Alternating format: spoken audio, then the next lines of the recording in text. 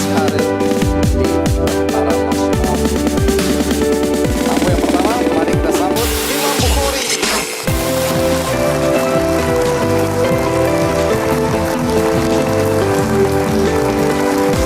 Masih Imam, apa kabar? Baik, Bapak. Wah, ini komandan, jadi kita udah siap, komandan. Siap. Wah, enaknya gitu. Silakan duduk. Terima kasih. Ya. Mas Imam, jadi umur Anda sekarang berapa ini? 34 tahun. Mayor. Kalau lihat seragamnya TNI AD. Betul. Anda ditugaskan kemana sekarang? Jurusan Kopassus. Tugasnya apa di situ? Menjabat sebagai Wakil Komandan Batalion 12 Jurusan Kopassus. Anda lulusan akademi militer. Tahun berapa? Saya lulus akhir tahun 2000. Dengar-dengar dapat Adi Makayasa. Artinya lulusan yang terbaik ini. Boleh tahu Anda ini berapa bersaudara ya? Saya 3 bersaudara. Anda nomor Saya nomor 2. pekerjaan orang tua dulu apa ya? Bapak saya swasta. Di Malang. Berapa lama? Mulai saya lahir sampai saya ini ada 2. Saat ini. Tapi sudah berkurang. Saya tidak malu, malah itu menjadi suatu kebanggaan dan terus untuk meningkatkan motivasi saya untuk berkarir ke depan.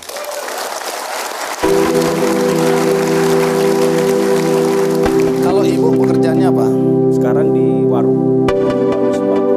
Sebagai anak maaf tukang beca, ibu jualan, kehidupannya mungkin sulit ya secara ekonomi. Sangat sulit. Oh bukan sulit saja, sangat sulit. Baik, tapi sebelum Anda ceritakan masa lalu Anda dan bagaimana Anda kemudian bisa masuk Akabri atau sekarang akademi militer dan bisa kemudian menjadi wakil komandan, nanti Anda ceritakan. Tapi sekarang kita lihat dulu perjalanan hidup Imam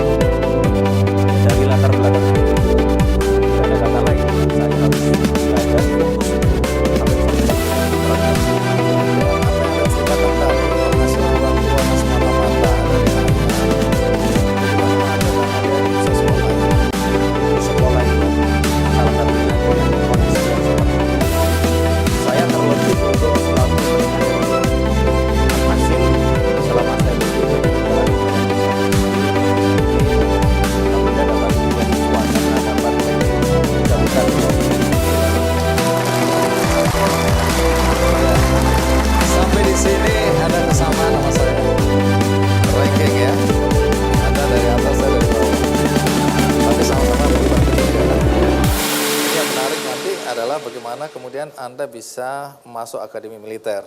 Ya. Tapi kita rehat sejenak, saya akan segera kembali. Saya juga syukur alhamdulillah. Iki umur saya sampai detik ini alhamdulillah nggak tahu. Bapak juga nggak tahu. Lahir hari apa nggak tahu.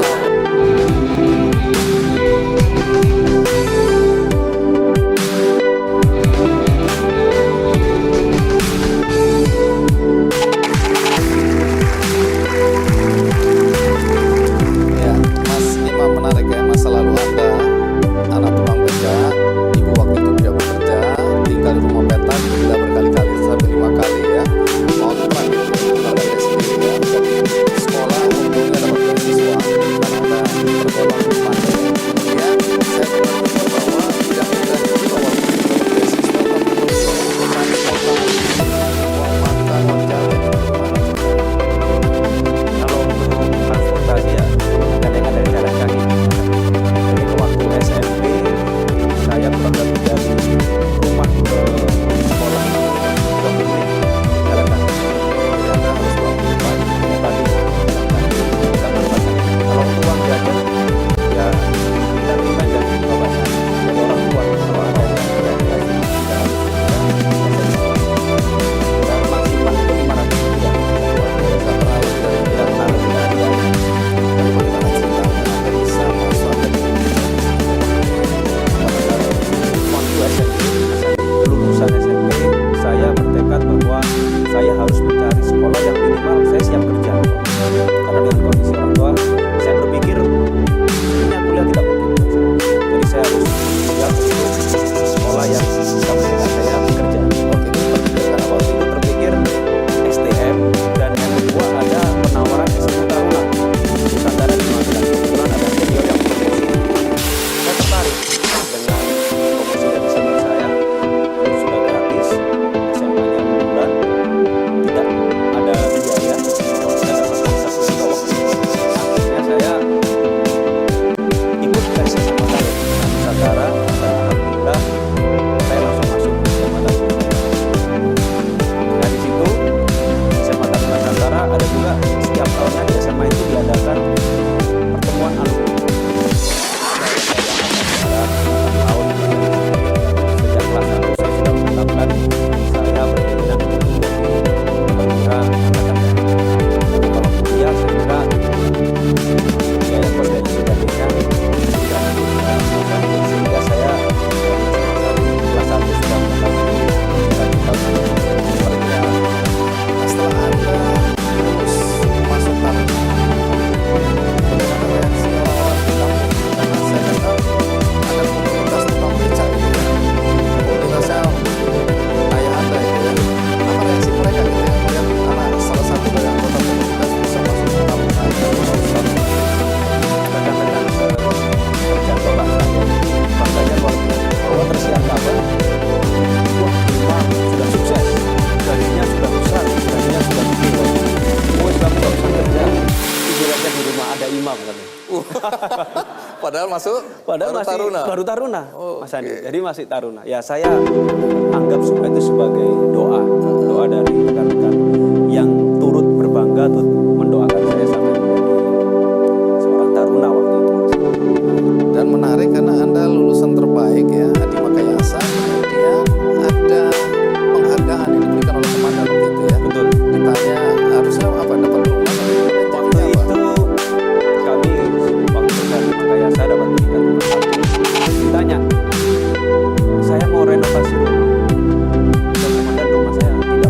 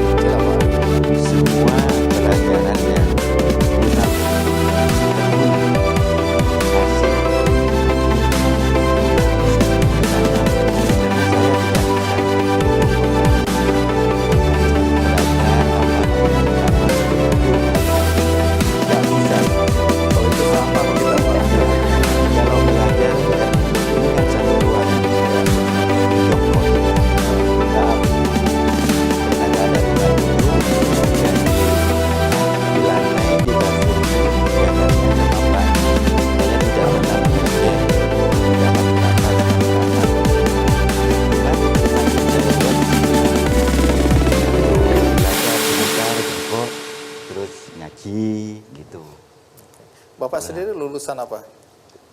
Alhamdulillah SD, tapi jasanya saya enggak, saya ambil.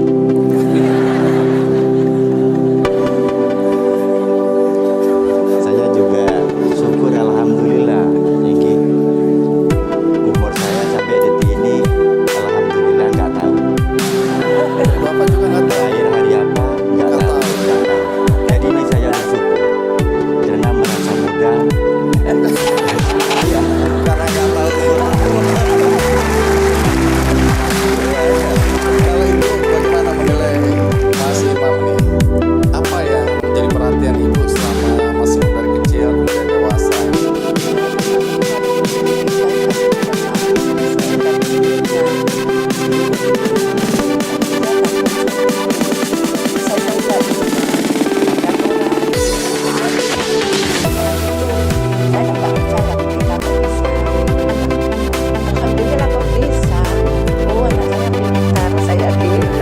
Sambil melihat ke suami gitu ya.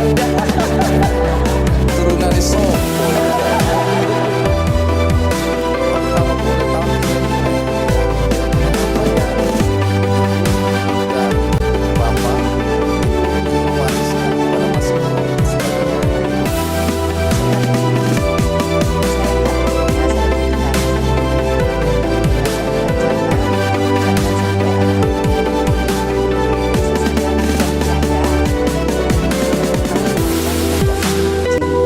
sebagai seperti saya sama anakku gitu. Harus kamu sukses sama depan. harus lebih baik daripada orang Ya, tua. ya. Kalau ada pesan-pesan yang bisa diwariskan oleh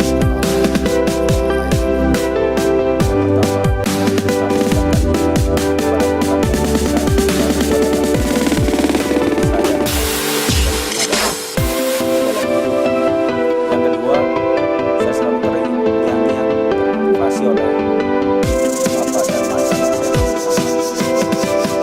Dan yang disampaikan oleh ibu saya, kamu anak orang tidak mampu, kamu gak usah bikin biaya. Satu yang pelajaran bisa, jangan malu, jangan minder bahwa kamu anak yang berbeda. Terlepas nanti kamu sekolah, kau dengan anak orang kaya, kamu jangan minder. Suatu saat anak orang kaya itu akan belajar.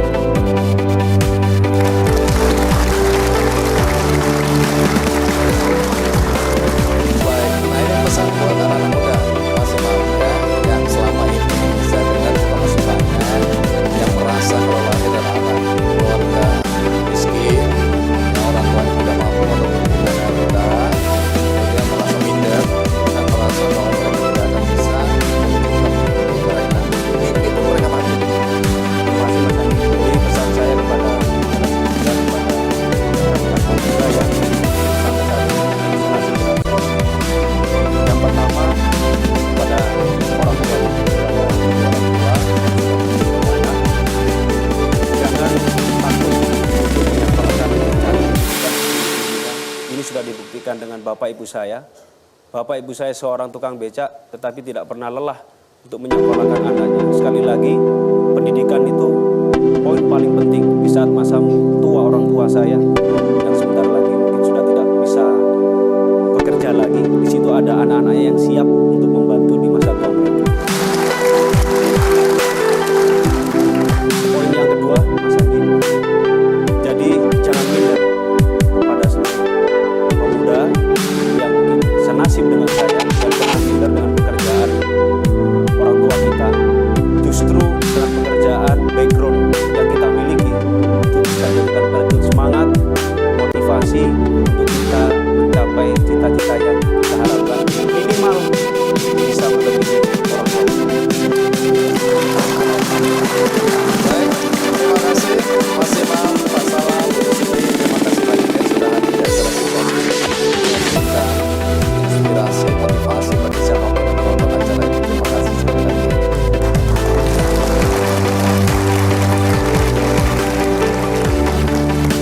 Tamu kita berikutnya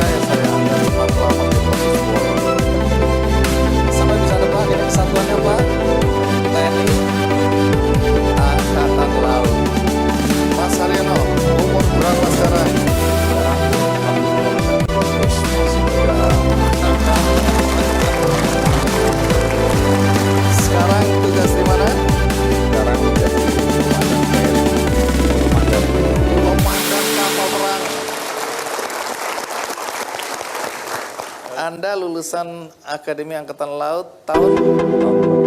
Nah, sekarang Anda berapa bersaudara? Saya 6 bersaudara Mas Andi. Kebetulan saya anak kelima dari 6 bersaudara. Anak terakhir perempuan.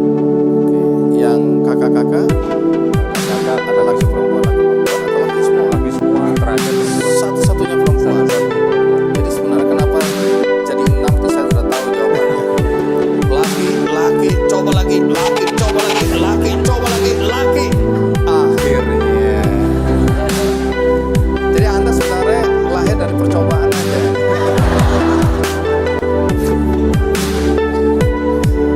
Pekerjaan orang tua apa?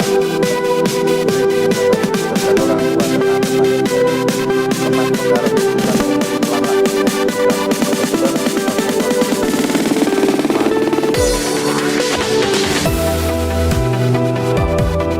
paksa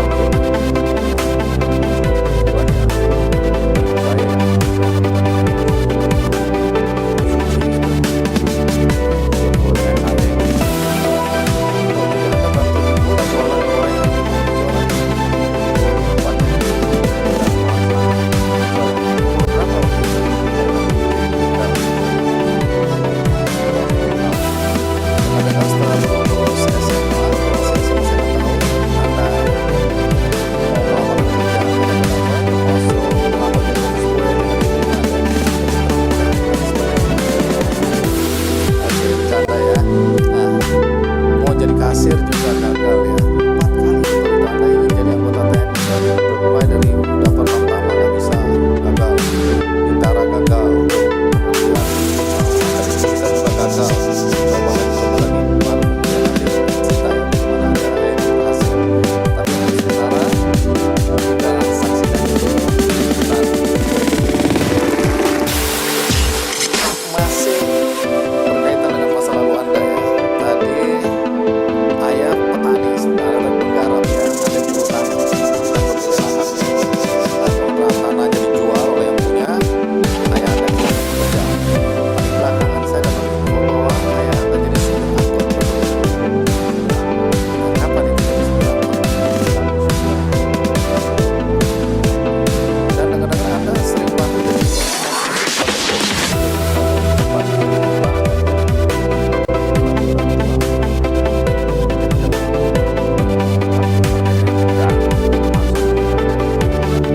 saya selalu ingin tahu gitu, bagaimana perasaan seorang anak ya, dengan pekerjaan seperti itu. Kalau ketahuan sama teman-teman, tahu nggak ada namanya supir angkot dan ada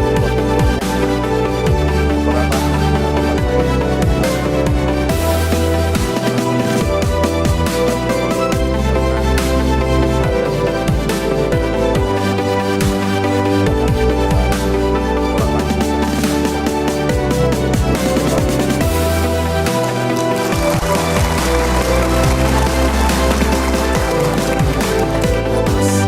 adik-adik kakak Anda meringankan bebannya. dia membantu untuk jual koran. Karena kebetulan nih Mas Andi, kita kan keluarga besar dengan 6 bapak tiga. Cuma anak cuma 6 katanya.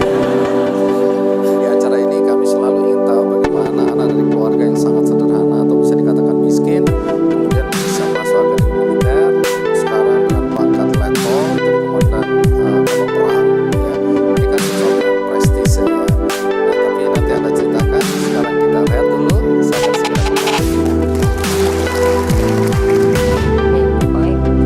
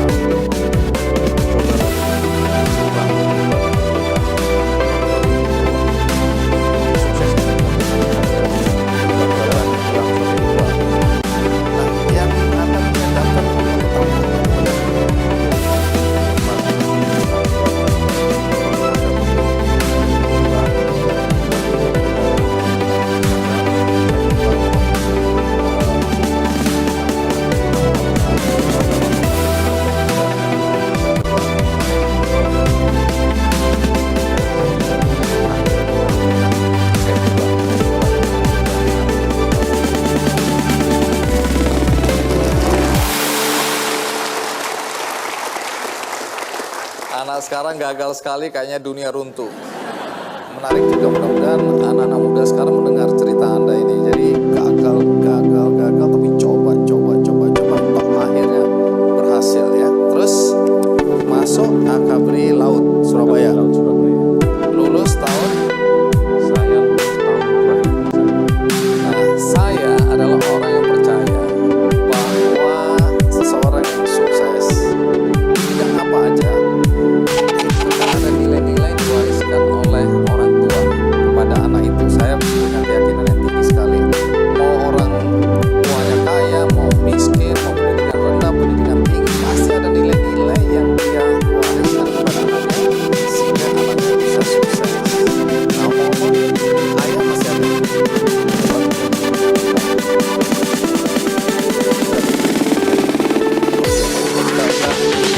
Rame nih, ini udah tercipta.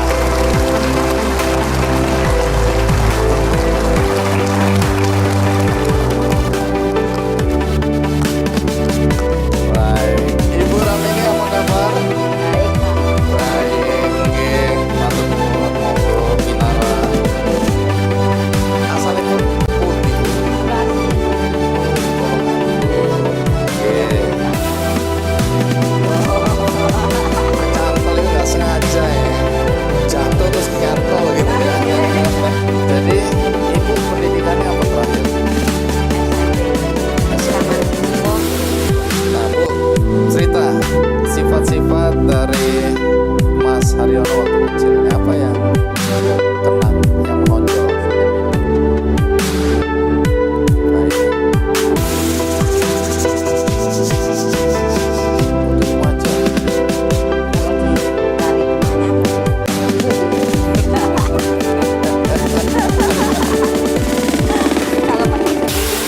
Tapi ngomong, ibu tahu nggak pangkatnya Mas Haryono sekarang ini apa? Ya? Oh, letkol. Letkol sama jenderal di bagian mana?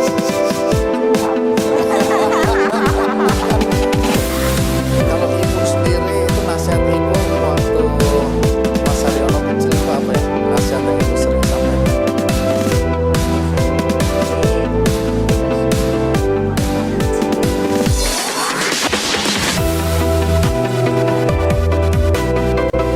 Dan ibu dorong ya. Ya cuma di situ gitu ya. Oke.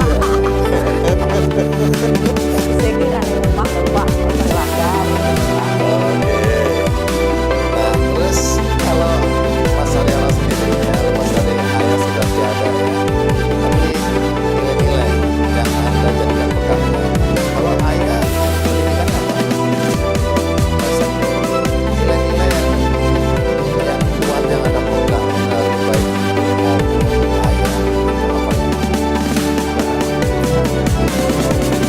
Eling hati-hati lah los bondo. Ingat hati-hati dan waspada. Artinya apa itu kalau eling itu?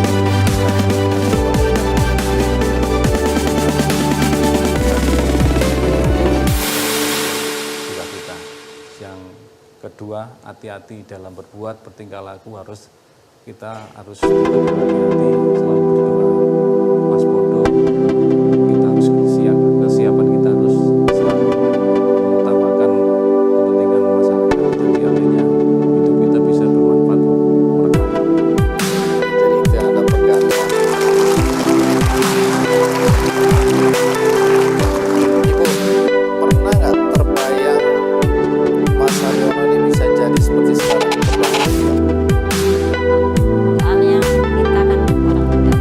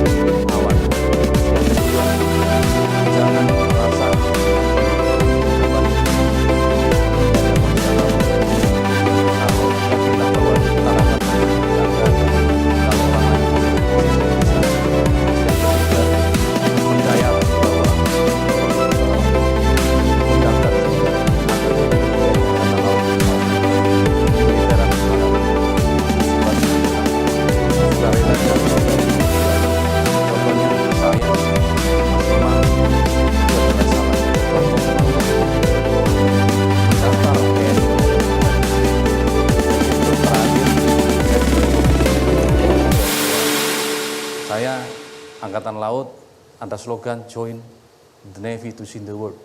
Artinya bergabunglah dengan Angkatan Laut, maka kalian akan bisa melihat dunia. Seperti saya sudah keliling dunia sampai ke Amerika.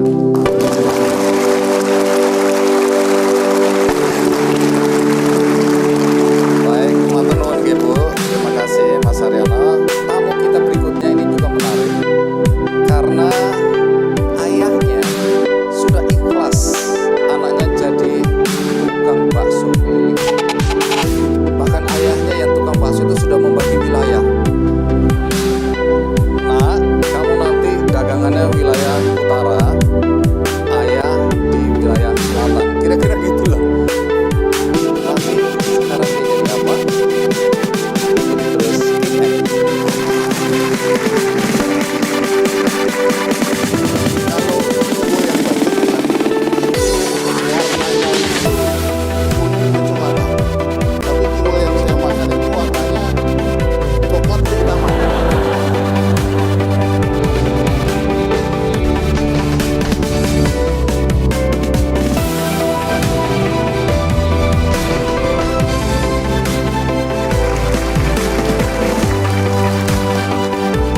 Karena beberapa kali mendaftar untuk masuk akademi gagal, maka ayahnya ikhlas anaknya menjadi tukang bakso keliling saja.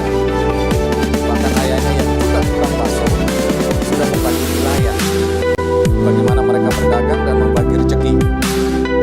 Lalu anaknya sekarang jadi apa? Mari kita sambut Sumarno.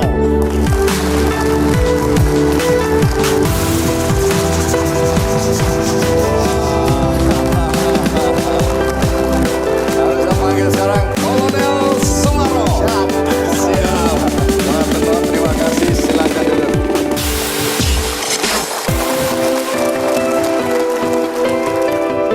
Pak Sumarno, saya Mas. Umur berapa sekarang? 8. Masih muda dan sebentar lagi jenderal.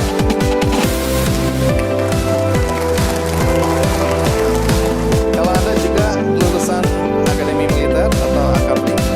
Ya Mas, saya lulusan dari Akademi ya. Sekarang tugas mana?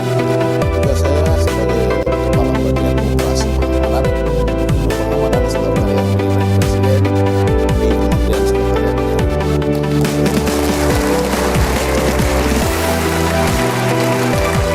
Anda anak keberapa dari berapa bersaudara?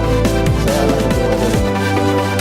Dengan pangkat dan jabatan seperti sekarang ini ya, gagah, perwira, dan yang saya tanyakan adalah pekerjaan orang tua Anda. Pekerjaan Bapak sebelum menjadi cuma karena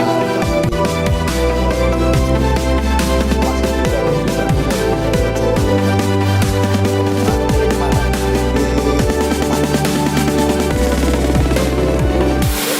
kemudian satu kali orang tua saya harus beli tanah Mas.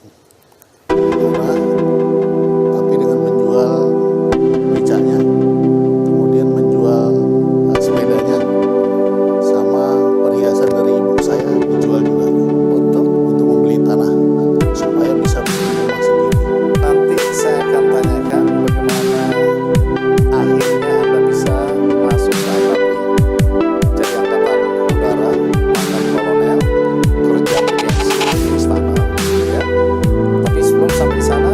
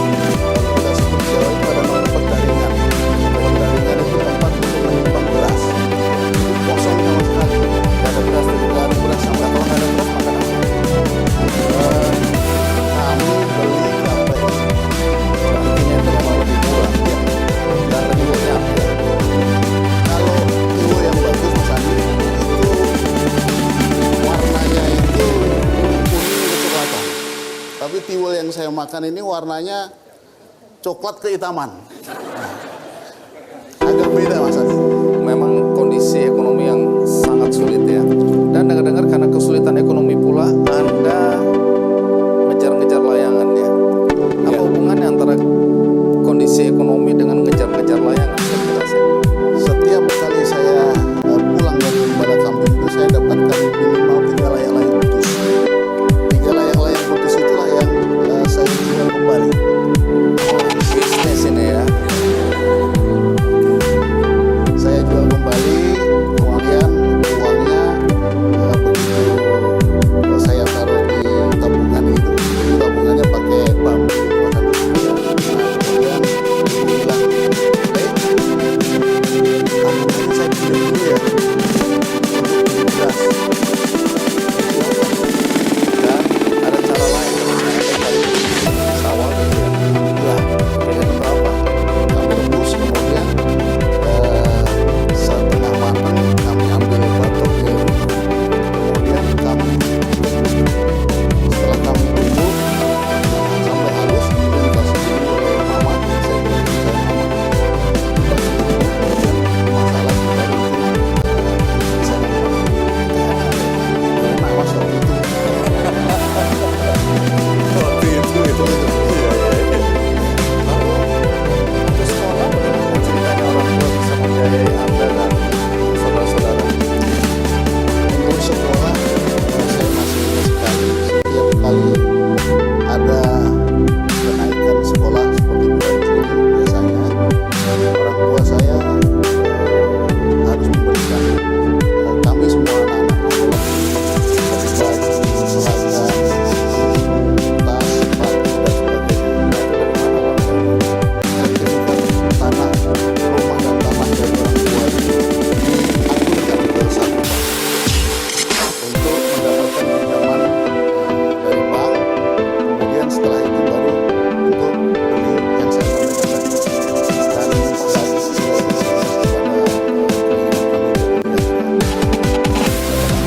Nanti cerita, toh akhirnya Anda berhasil masuk Akabri. Selalu saya pribadi dan saya yakin penonton ingin tahu juga bagaimana anak tukang beca masuk keliling, tukang jamet, kok bisa masuk Akabri dan sekarang merupakan kolonel.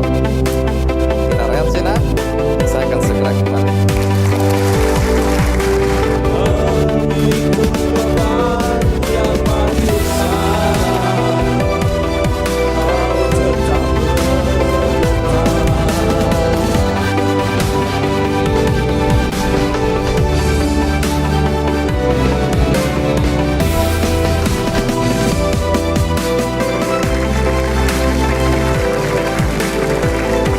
Sekarang masuk ke Bapak, gimana kamu bagaimana tukang bakso ini ya, tukang beca, tukang bakso, tukang jamu bisa masuk ke Akabri.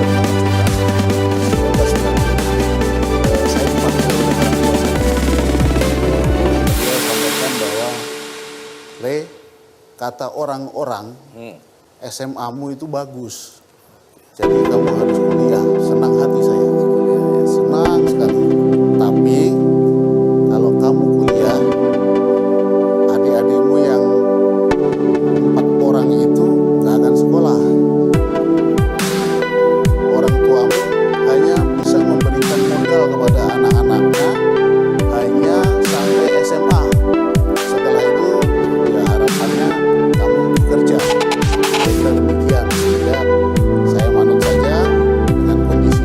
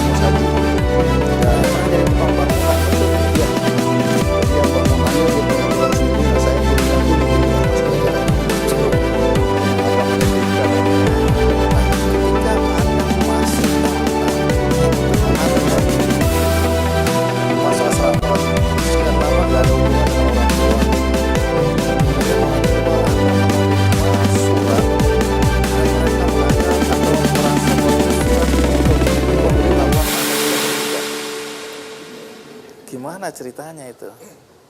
Pada waktu itu ada satu orang koramil datang ke rumah, menyampaikan surat dari Mabes Abri waktu itu, Mabes Abri. Kemudian karena ibu saya tidak bisa baca tulis, kita tanya kepada anggota koramil tadi, ini apa Pak? Oh, ini dari Mabes Abri, terima saja. Kita diterima, kemudian sedih, kemudian lari ataupun mendekati ayah saya.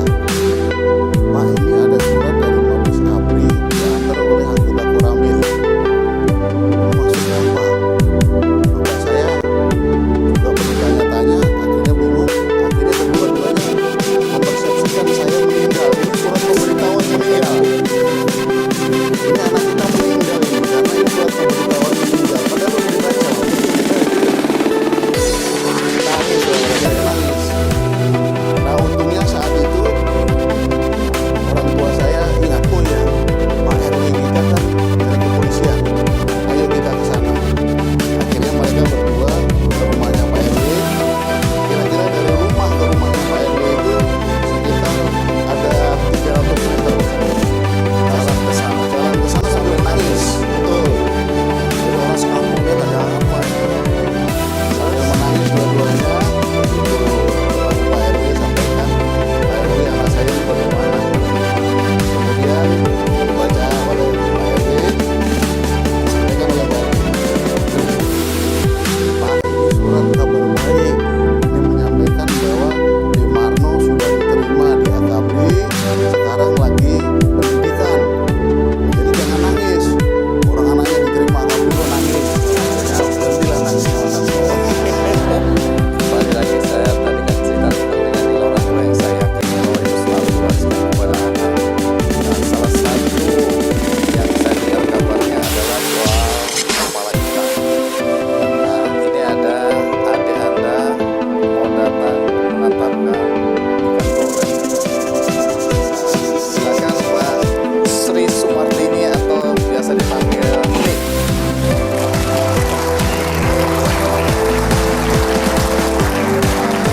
Serius ini. Coba. Iya. Adinda tercinta, ya. Pak Nik, buat saya. Kesukaan kakak. Coba. Katanya mau bawa ikan goreng. Oke. Nah, filosofi ikan ini gimana? Cerita mama itu kalau biasa makan ikan biasa Allah lah kepala terutama bapaknya biasa Allah makan ikan di kepala.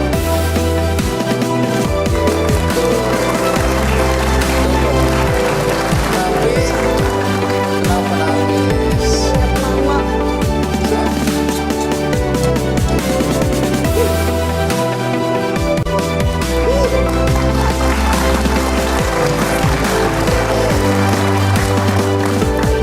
Tapi Anda dulu protes dikasih makan kepalanya ya, hanya kepalanya waktu itu ya. Kenapa Anda protes? Iya Mas Andi, ya saat itu kan kita masih remaja, butuh makan banyak. Begitu kita lihat sudah nasinya nasi tiwul atau nasi beras, normalnya kan sekali masak sekali makan. Ini sudah 2 atau 3 hari itu baru kami makan. Kami sebut nasi wadah. seko wadah Itu artinya masak yang kemarin masih masak. sisa masak lagi baru itu dimakan. sebenarnya menu kehangatan, dihangatkan terus. Kemudian sudah nasinya seperti itu, lawannya hanya dikasih kepala. Jadi emak kenapa sih saya dikasih kepala? Badannya